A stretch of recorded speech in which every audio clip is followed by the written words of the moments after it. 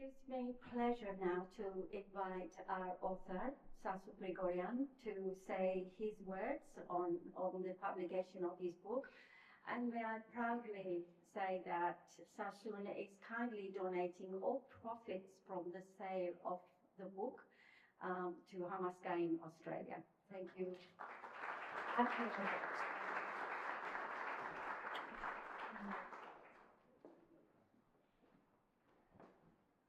Thank you for everyone attending and such big expectations. Ես պիտի սկսեմ իմ խոսքս հայերենով, հետո անգլերենով։ Ուրեմն, սկսենք առաջ 2016-ին, որ գիրքի առաջի հատորը գրեցի։ Շատ համեստ սկիզբ էր։ Ինչպես շատ բաներ, այն սկսեց իմ կնոջս հետ Նորայի հետ զրույց, այո, քո հետ։ Եվ նրան ասեցի գիրք գրելու գաղափարի եւ դրա պատճառի մասին։ Նրա պատասխանը շատ կարճ էր. Ինձ մի ամաչեցրու։ Այո, դու ասեցի։ Հետո երկրորդ հատորին համար նա ասեց. Ինչու ես երկրորդ հատոր գրում։ Իբր թե ես իմ ասածներս ասեցի։ Ոչ, ես ավելի ունեմ ասելու եւ պիտի շարունակեմ իմ խոսքս գրեմ գիրքի մեջ։ Այսպես սկսեց ուրեմն։ Ուրեմն այդ խոսքերը շատ իհարկե շատ ուրախ եմ որ այդ խոսքերը ասեցի որ Նորայի կարդացի։ Ուրեմն այս երկրորդ հատորը ամբողջովին նոր է։ Նոր բովանդակություն եւ բազմաթիվ նոր գլուխներով։ Ինչպես այս սրահում գտնվող շատերը ես հաճախ եմ մտածել եւ մտահոգել Հայաստանի խնդիրները եւ թե ինչ պետք է լինի։ Գիրքը դրամադրում է իրական եւ գործնական քաղաքականության առաջարկություններ, որոնք կարող են քննարկվել եւ հույսով եմ իրականացվել։ Երբ ես 2016 թվականին առաջին անգամ ներկայացի գիրքը, ես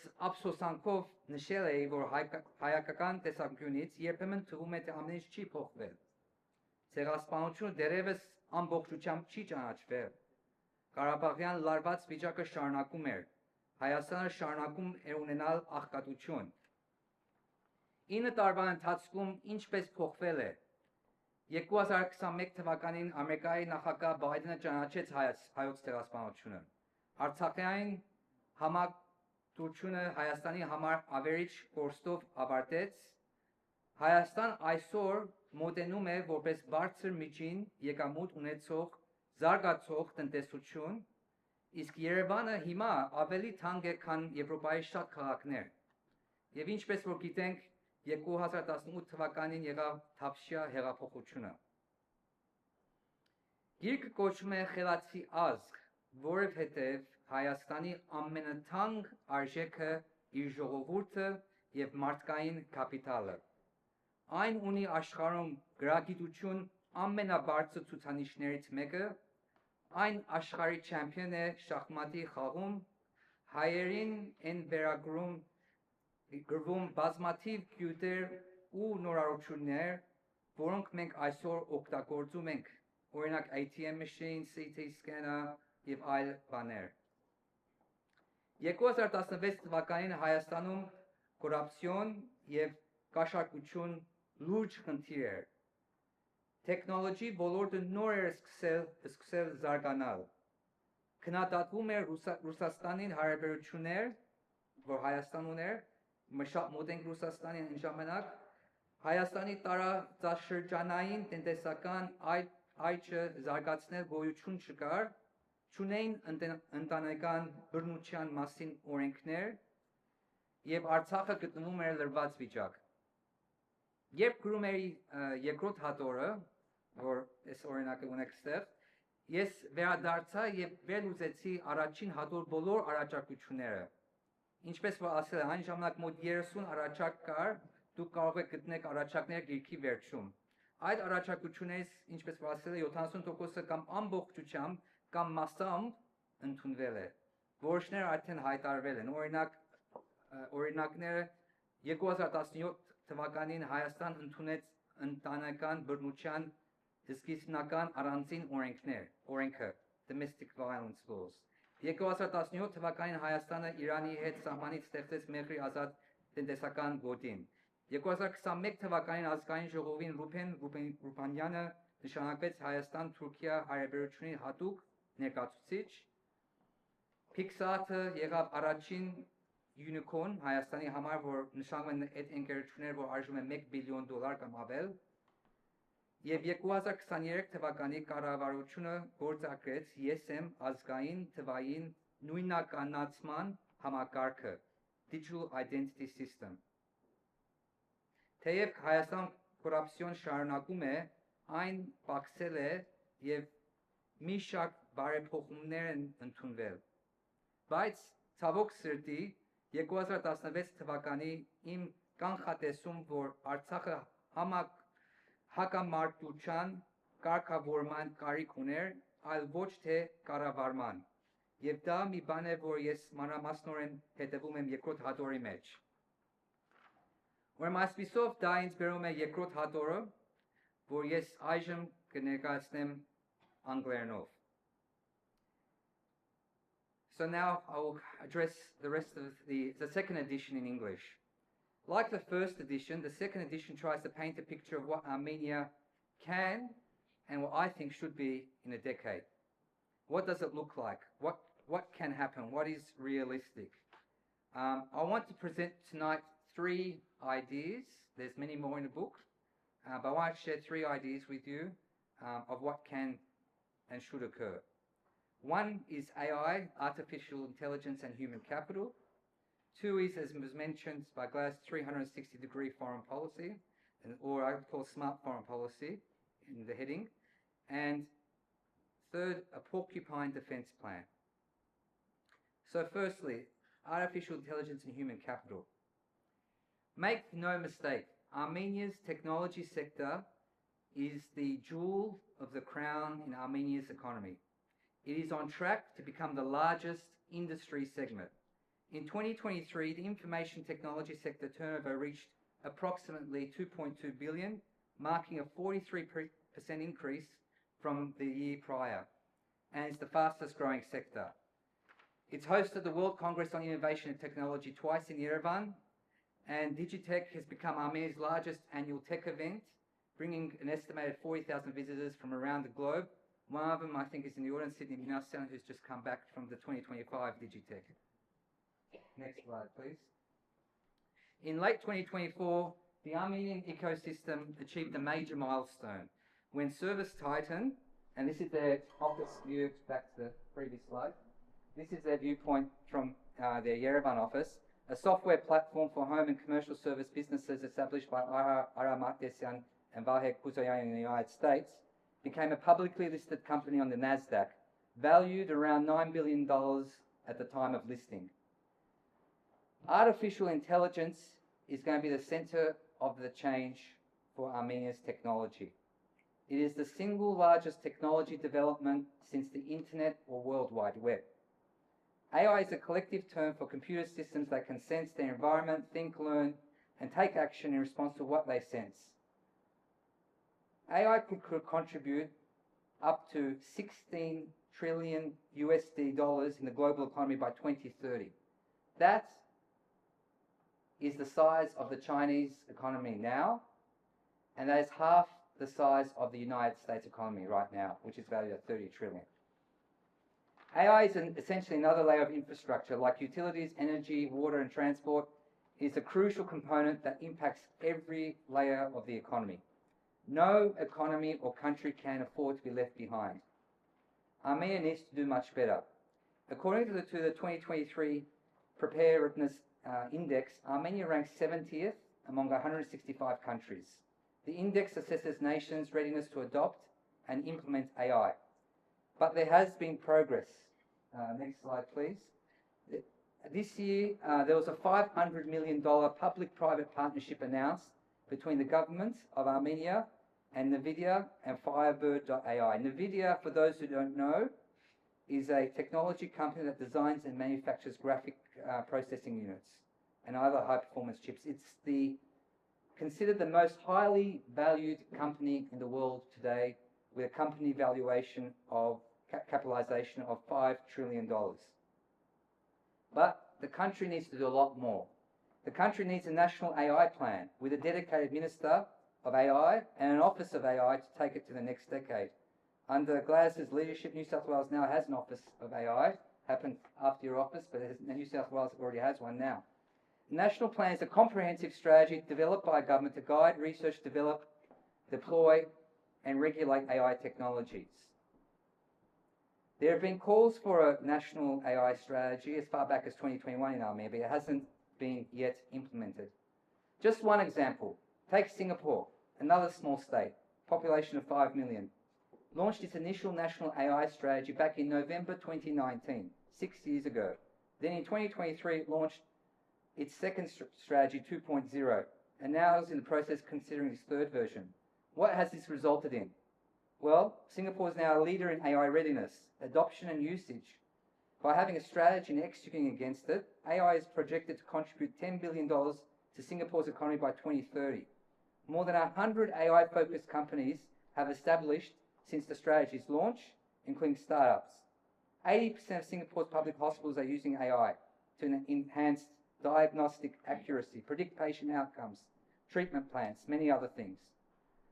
There's AI-enhanced traffic management, which is expected to reduce congestion and improve traffic flow by 10 to 15%.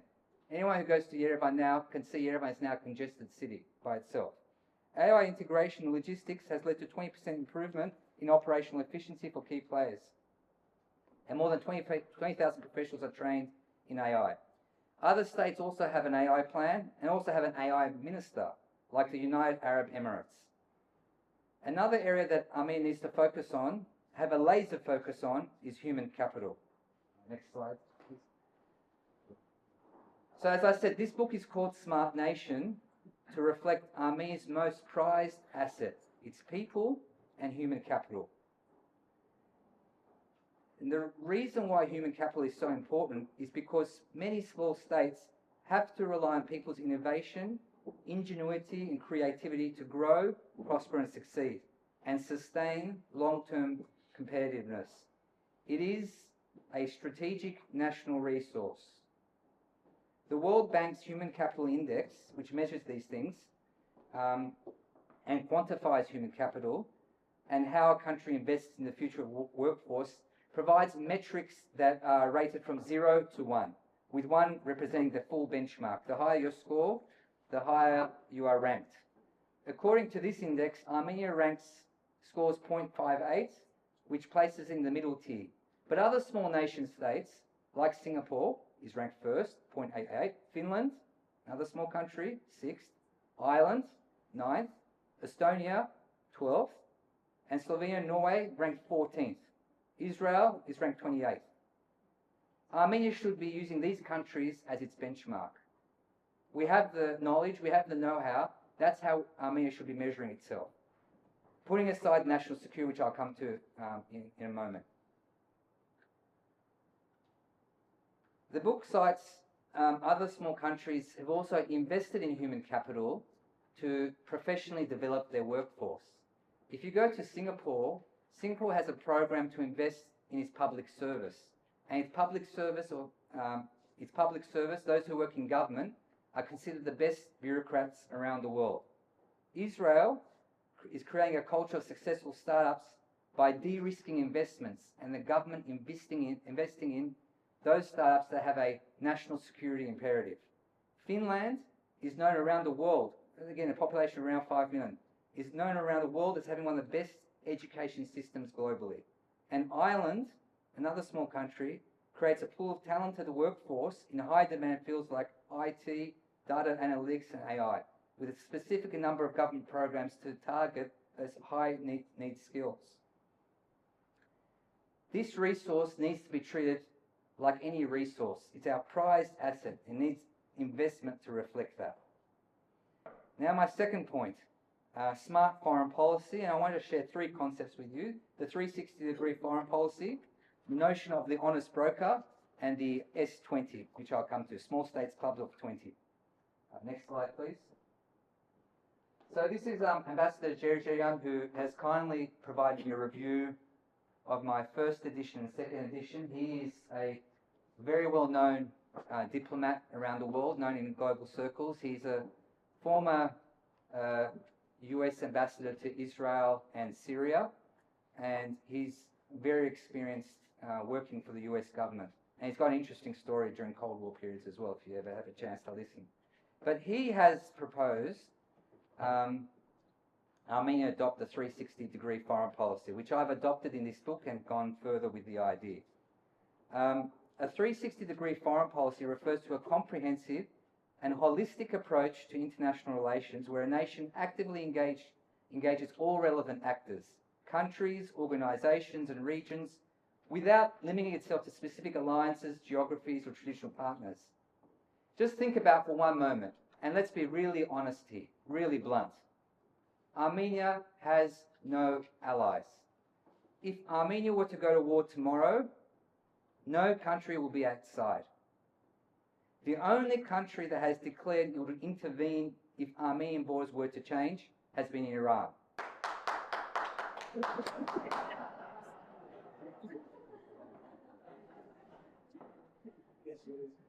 And that's to be acknowledged, and that's right to acknowledge it. But let's not kid ourselves. Iran has declared this because it is in their national interest.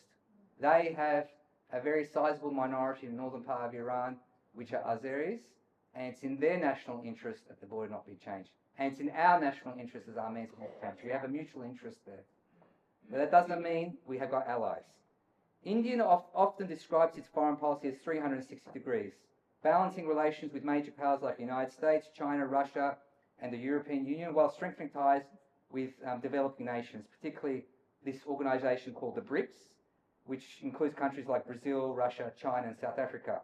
While at the same time it does that, it's part of a Quad, which includes it's a military strategic alliance of the United States, Japan, Australia, and India. It does that while also having close relations with Russia, its largest defence supplier since the Cold War. But you say, well, India's a big country, Armenia can't do that. Well, Singapore can. Singapore has China to its north, and its fourth most popular country to the globe to its south, which is Indonesia. And it too needs to thread a delicate foreign policy. And it does through this number of ways, which I won't go through now. Next slide, please. This is just a symbolic picture, which I'll shortly explain. Now, I want to talk to you about this notion of honest broker. Now, just for a moment, I'm going to ask you to just imagine things, okay? You're taking your phone, and you're going to read something on your social media feed, okay? And this is what appears on your social media feed. Historic breakthrough in Yerevan. The United States and the European Union have agreed to lift all sanctions and embargoes on Iran following a successful agreement regarding its nuclear program. A moment of cooperation not seen since the 1979 Islamic Revolution. The final agreement was announced this morning from the neutral ground of Armenia. The breakthrough was made possible by Armenia, Iran's northern neighbour, which served for years as the honest broker. Armenia hosted crucial meetings and cultivated a dialogue of trust essential to reaching this landmark accord between Tehran and the Western states. Now, of course, this is fictitious. But can it happen? We wish. I think it can happen. I think it can happen, and I don't think it's impossible. Just think about for one moment. Armenia is arguably the only Christian country in the globe that has the longest and closest link with Iran. This is a real opportunity to engage an experienced Armenian diplomat who may have worked previously in one of these Western countries and who's also familiar with the geopolitical situation of the area to be engaged with this task. The Armenian government should consider a special envoy for this role. Other small states who have handled as the honest broker have included countries like Qatar. Qatar, before the attacks recently in this country, did facilitate ceasefires, hostage exchanges, and humanitarian negotiations between Israel and Hamas. There's an opportunity there. There's a challenge, but the challenges come with opportunity. The third topic I want to cover under the Smart Foreign Policy banner is the notion of an S20. So the S20 represents small states clubs of 20. And it's a concept which was introduced by the former president of Armenia, Ara Sarafian, in his book, The Small States Club. The S20 if formed, would be an organisation which would represent the interests of small states at global forums. So we've all heard of the G20. The G20 is a group of 20. It's an international forum which includes the globe's largest 19 economies and the European Union. And it comes together to discuss, coordinate policy on global economic issues, particularly in relation to financial stability. We've got groups like the G7 and many other international global groups. Now, think about if an S20 was formed, members could effectively learn from one another and collectively, not by themselves, but collectively be a force and represent their interests at global forums with other large forum organisations. If we take small states being those with a population of less than 10 million as a measurement, according to the World Intellectual Property Organization Global Innovation Index, which is an indicator of creativity and innovation, 6 of the top 10 countries in the world would be considered small states. 6. These are Singapore, Switzerland, Sweden, Denmark, Finland, and the Netherlands. The Bloomberg Global Innovation Index has 8 of the top 10 being small states. Those that I mentioned include plus Israel and Austria. Armenia would. Armenia should. Armenia should proactively take the initiative and advocate for the formation of the S20 and follow operation models like the G20. If an organisation like the S20 could be formed as a collective, it could represent some of the most innovative countries in the world. They would come together and they would share their innovations with one another. Imagine what that would do for Armenia. It could also be a platform to engage as almost like an equal partner with other forums like the G20 and also help drive trade, innovation and leverage best practices. Armenia can and should be in a position to take advantage and push this along. Okay, next slide please. Alright, so I come to my last point, which is to do with national security and defence and what I call the porcupine defence plan. Now, yes, Armenia's economy has grown and we've seen a lot of development in Armenia, and I acknowledge this in the book. There's been a lot of positives in terms of economic development and infrastructure, but Armenia's national security is now probably more vulnerable than it was ever before and ever since independence. In public polls, the Armenian public has rated national security and border issues as its most important issue, upwards of 40%. A porcupine defence plan is a metaphor used to describe a defensive posture, where a country or entity makes itself so well defended and resilient that any attack becomes excessively costly and unattractive for an aggressor, much like trying to attack a porcupine with its sharp quills. Several countries, some of them small, with hostile neighbours, often apply this plan. They include Israel, Finland, Switzerland, Singapore, and the Baltic states of Lithuania, Latvia, and Estonia. What they have in common is a cost-effective method to offset an adversary and prepare its citizens. Now let's take an example of Finland. Population of 5.5 million employs what's called its total defence doctrine, where not just the military but society at large, government, civil institutions, infrastructure and civilians are integrated into defence planning, targeted against Russia. Finland has vast forests, lakes, harsh winters, terrain that favours defenders and makes large-scale armoured offensives costly. Defence plans are built around using geography to delay and bleed an aggressor.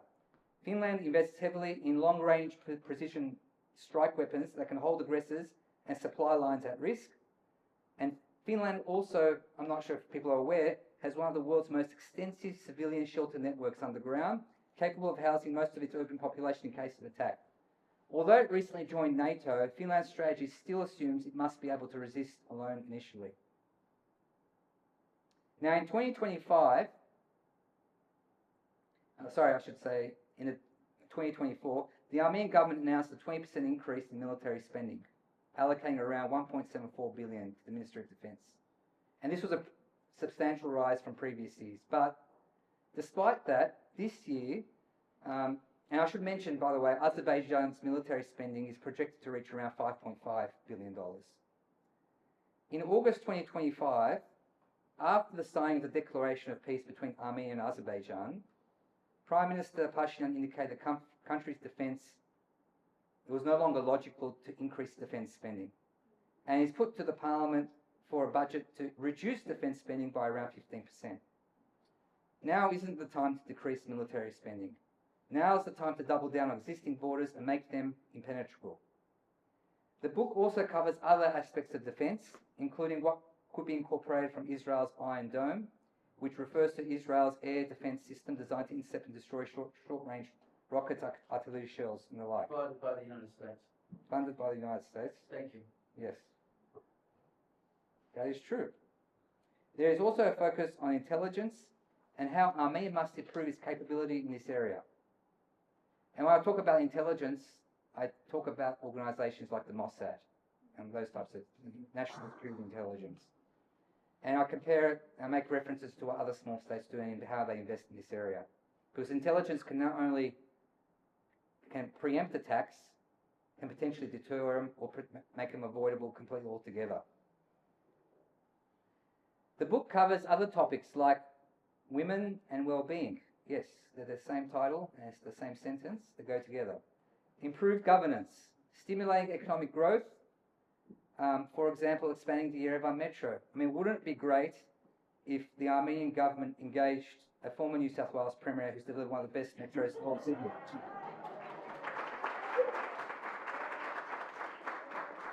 I would, if I was in government. Management of national resources, mining and water. Talks about tax reforms. The diaspora reimagined. And I also got a chapter called The Art of the Deal. Now, this chapter is named after Donald Trump's famous book on negotiation tactics, which was published in 1987. I go through what some of the tactics are used in that book and how that was deployed between Armenia and Azerbaijan. And I also talk about negotiation tactics of Armenia, what it could have alternatively used as negotiation tactics before any declaration of peace. So next slide. I also make a reference, and this is the reason why I'm showing you this is because this was a televised address the Prime Minister made regarding this doctrine that he's introduced called Real Armenia. So the Armenian government has introduced a doctrine called Real Armenia, which proposes to define the Republic of Armenia in its current recognized borders.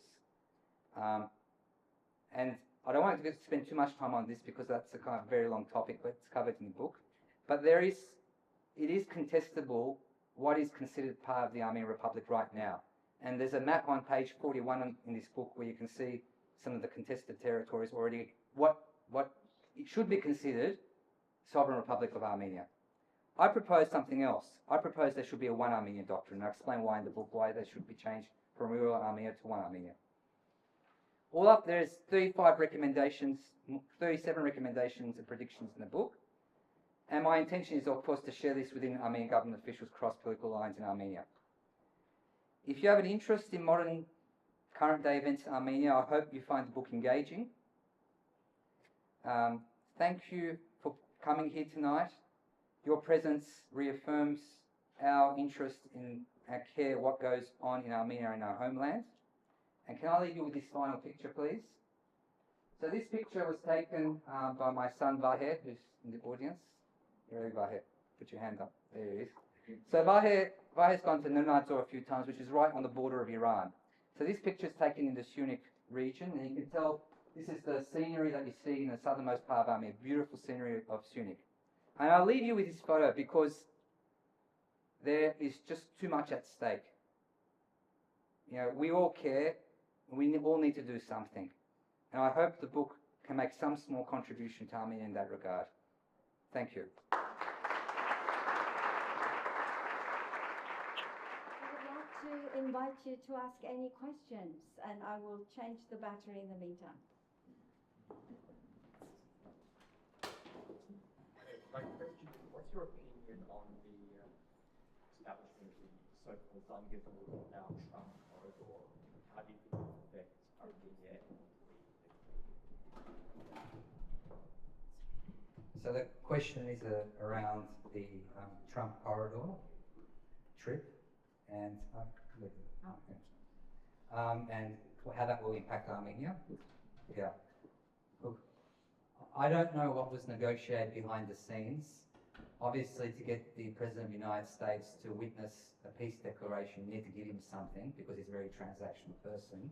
And the Armenian government decided to give this corridor named after him. I personally think that if you are a sovereign government, even though this road is under Armenian sovereign control, there is no reason why a third party needs to manage Armenia's own corridor and own transport route. In fact, in the book, I go further. I provide a counteroffer. I say that Azerbaijan wants the Sunni corridor access. We want Nakhchivan corridor access. Because if you look at the transport route between Armenia and Iran, and it goes through Sunni, it goes through all these mountains up and down, takes a very long time. We're building there's a new infrastructure going through there. But it went through Nakhchivan, which of course was Armenian territory before, that's the side. The roads, it doesn't have that topical issue, and it will cut hours of transport between a vital hub between Armenia and Iran. So that's what I think. I think Armenia should control it. In fact, we should make a counter-offer. So there's two questions. One is how AI will impact jobs in Armenia, and the other one is how to address the population issues in Armenia and potential decline. Correct? All right. So AI and jobs. So AI, Armenia is not alone in facing the challenge of AI. It's a global issue. And we've seen, and this might be surprising because I come from the technology sector, but we have seen with every technological change, there is an impact on jobs, but jobs also change. And new jobs are formed. So we lose jobs, but we also gain new jobs. Now, students who go to university today might not even know what job they'll do after they finish. That's the pace of the technology. So it is a concern, but I'm not too concerned because I know there'll be new jobs. And regardless, every country in the world has got a challenge with AI. It's how Armenia can not fall behind. You know, the train has left, it's going to accelerate. You just got to keep pace with that change.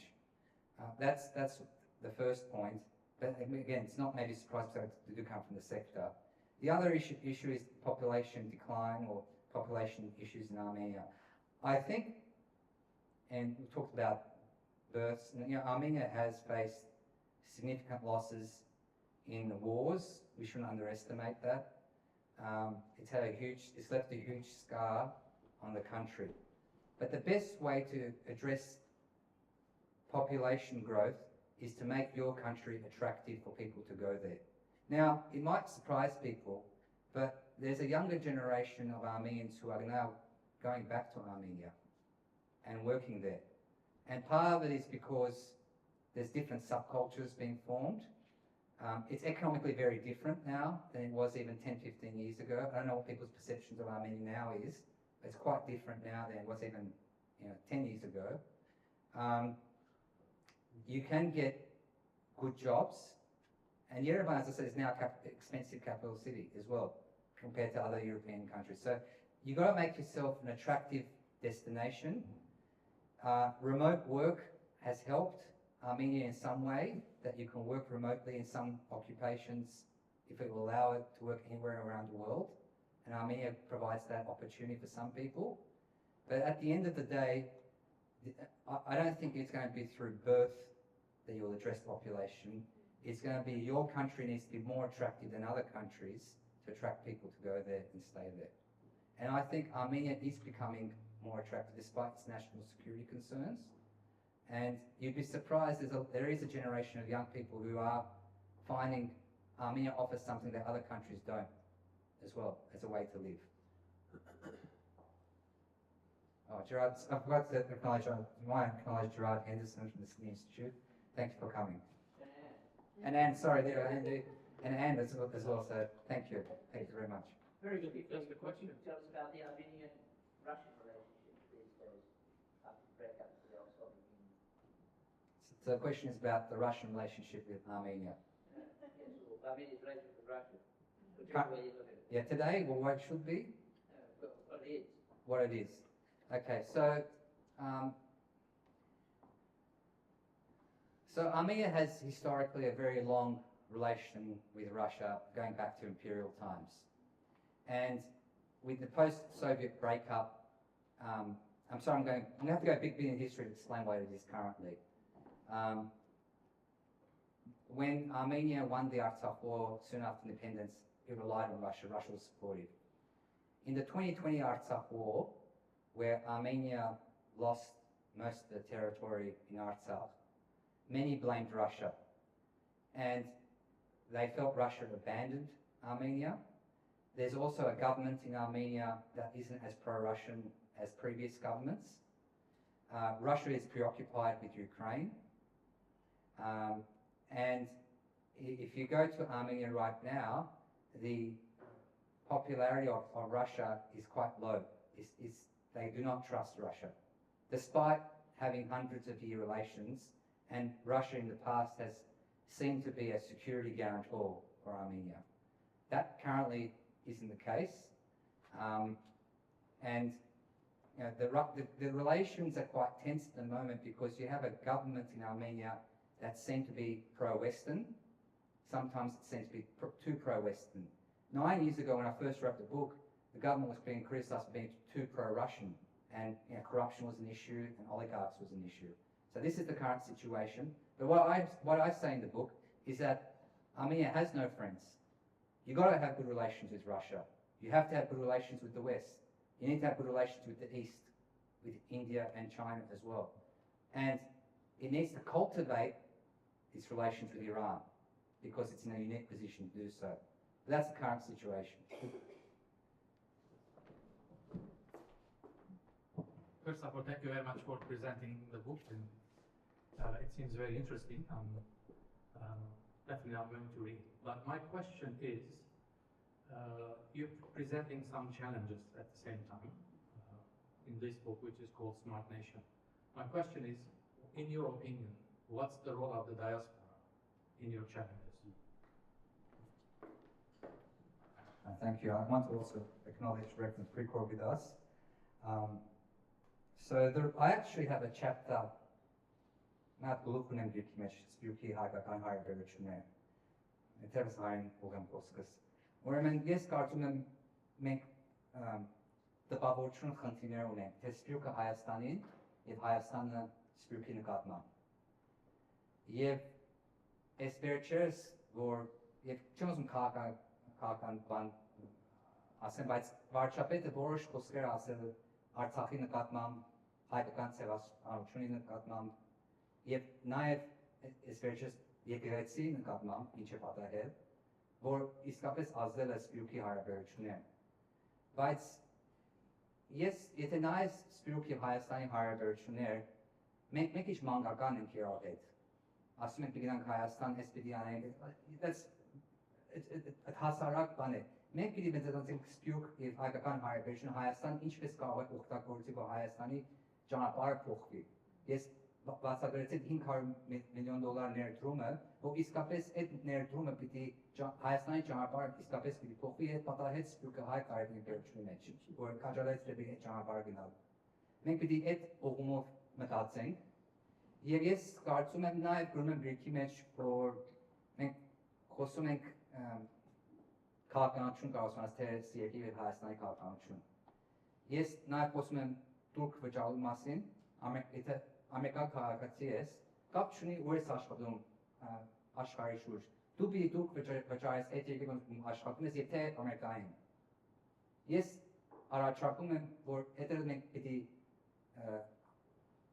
explore անենք մեր համար։ Եթե դու փոք քաղաքացի ես, ինչպես կարող ես դուք վճարես քո երկրի եւ նաեւ Հայաստան։ Եվ այդ համապատասխանում է նաեւ ավելի շատ իրավունք։ Օրինակ, եթե ուզում ես քվեր դաս, ընտրություններին չի պիտի դնակ պատահի, որ Հայաստանի մեջ պիտի կարող ես դերս Հայաստանից դուրս նաև կվերտաս, եթե դու պատրաստ ես դուք վճարելու, եւ նաև բանակի հարցը կա եւ այլը։ Ուրեմն այսպես մենք պիտի մոտենանք մեր հարաբերություններին, մենք այլևս մանկական չենք, մենք մի հատ երկիր ենք, որ 34-35 տարեկան մարդ ենք մենք հիմա, այդպես պիտի մտածենք մեր հարաբերությունը։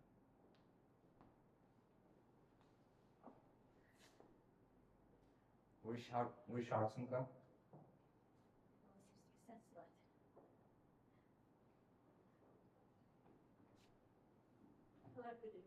campaign. Is there anyone in the Armenian government that you are in touch who actually can adhere to your ideas and try to implement? So the question is whether I'm in touch with anyone in the Armenian government and hear my ideas. I'm in touch with some of them. I'm in touch with some National Assembly members. And I do keep in touch with them. But I think, this book, and of course I'm also in touch with a few other people in Armenia, but I'm hoping that in the next elections that take place in Armenia, which is in 2026, the parliamentarians and parties can have a vision for the country. Actually, provide a vision. The current government has a vision, whether you agree with it or not. Its vision is it seeks to establish peace at this cost. I think the cost is too high, personally, and I think it should negotiate other things. But it has some vision, whatever you think of the government itself. So hopefully this sparks interest from others to also have that thought. But I'm in touch with some. I wouldn't say I'm in touch with a lot of them, but I'm in touch with several. What about the opposition? The opposition, yes. So I'm listening across party lines, yeah. So my question is that are you connected to decision makers in Armenia who can actually take these ideas and bring them into I don't know the answer to that question. Probably not as high as it can be or should be, is probably the honest answer. Do you need help with that? Well, I am planning a number of different things in Armenia. Some are media related, some are public speaking engagements. So there are several things I'm planning, but I think buy the book, write a review, make your representations known. Make your voices combined with my voice is louder than my voice alone. Question or Walton and when picking. Sassoon, I've been coming to Armenian functions probably for about 20 years now, and this is the first evening I haven't heard the nation Turkey uttered. I didn't mention that. There's an Armenian though. Oh, okay, well there you go. Sorry, keep going. Okay. I did talk about the Armenia-Turkey special envoy appointed by the government. Okay, so that was my question. I read somewhere that in fact, in January, February of next year, that third-party nationals will be able to move between Turkey and Armenia as part of this. So what is happening? I'm sorry, I don't speak Armenian, but so what is happening in the area of Armenia-Turkish relations? Is there any movement? Is anything happening? And what did you say in Armenia about that? So the question is what is happening between Armenia-Turkey relations. So I think it was in 2021, the Armenian government and the Turkish government appointed special envoys to address relations. They still hold no formal diplomatic recognition with one another. There has been increased exchanges. I think there are now direct flights reactivated. They were there before, but being reactivated between Turkey and Armenia. There is a bridge, the name I forget, but people in the audience might know. There's a bridge between Armenia and Turkey, which was opened up as a humanitarian assistance, I think, for Turkey's earthquake recently, and it's been opened up again for other trade. Now, there are ongoing discussions happening between both governments, which not everything is public. But Erdogan initially put Armenia's government, no matter what government it has been, has never put conditions on Armenia-Turkey relations. But Turkey has always put conditions. So one was genocide recognition before, now the other one was the Artsakh War being concluded, which now has been concluded, and Garo Palyan, a former parliamentarian, has said, this is concluded, why isn't there relations now? The Armenian government also commissioned an economic report, what the economic impact will be between relations.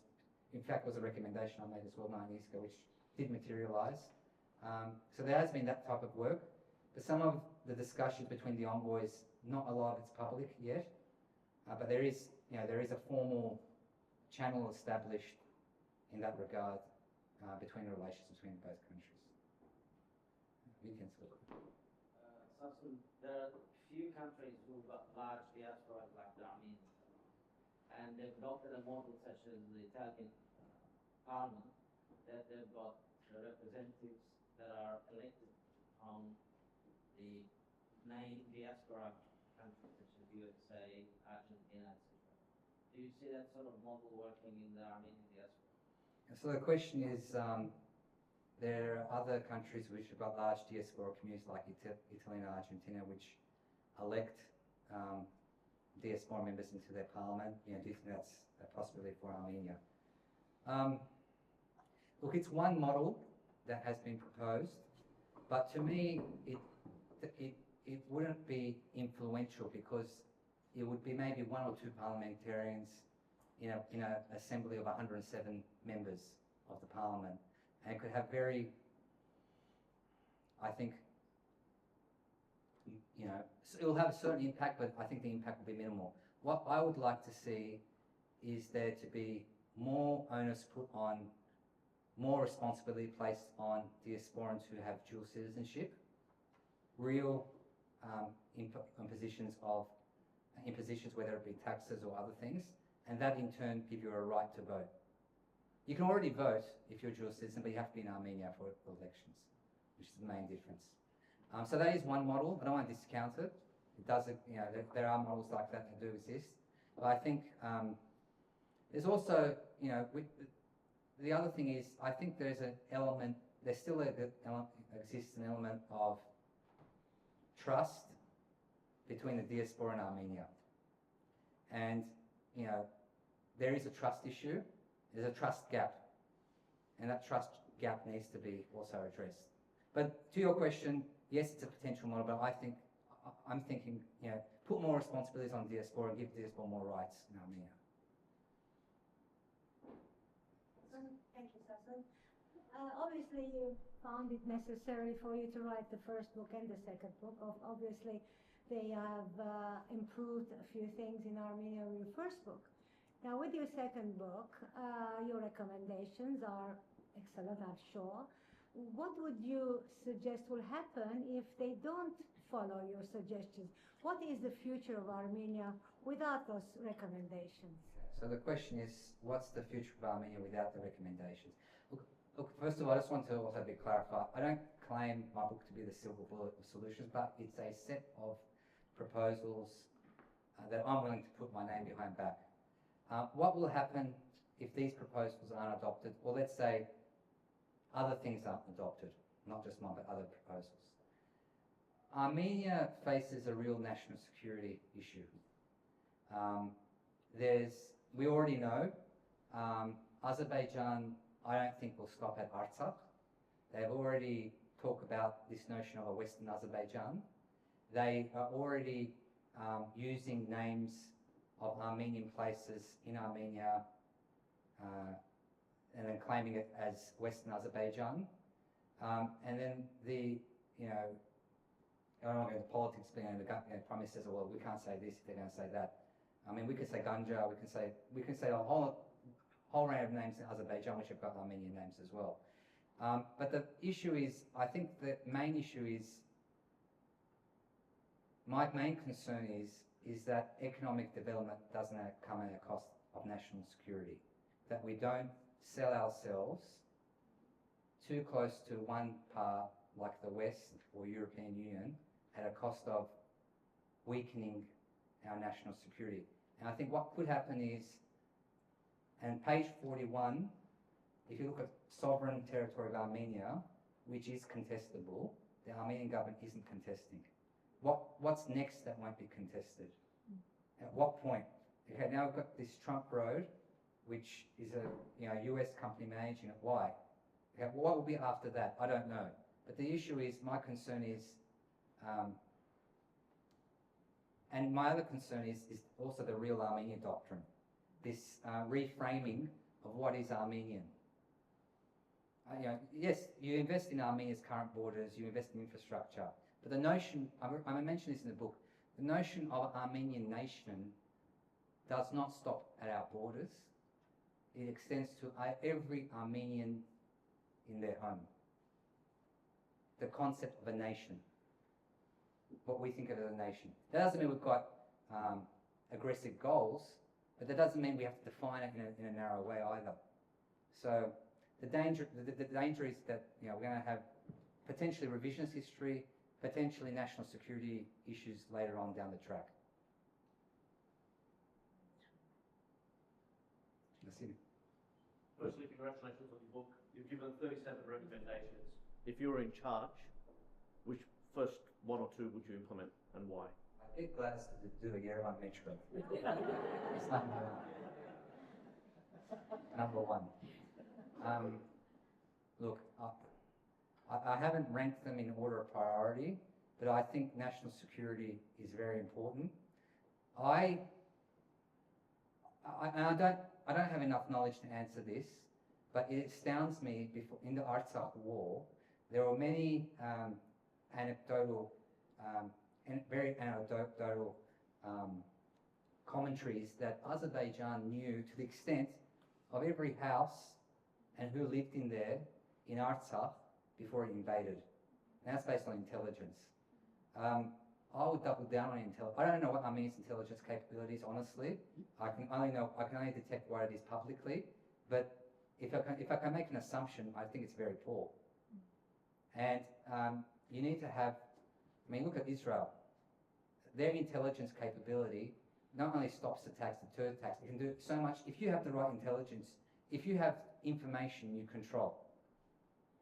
So so national security posture is very important. And I think that one of the immediate concerns to address as well is recalibrating relations with Russia. It cannot be left in this state. It needs to be addressed.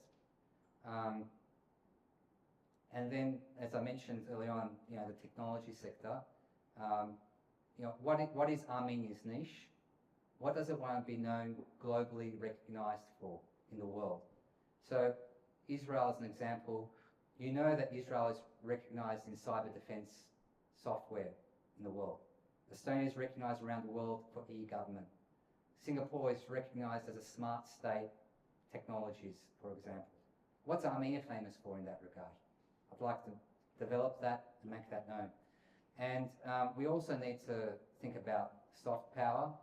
I briefly addressed that in the book as well, but where we don't have resources, we have a lot of resources in other things. And finally enough, we're not as impoverished as we may think we are. You look at Armenia's water resource, a lot of countries would envy the resources we have in water, would envy it. Would also envy a lot of other attributes that Armenia has. So, we've got to take advantage of this. But those are some of the things that comes to mind. Yerevan Metro.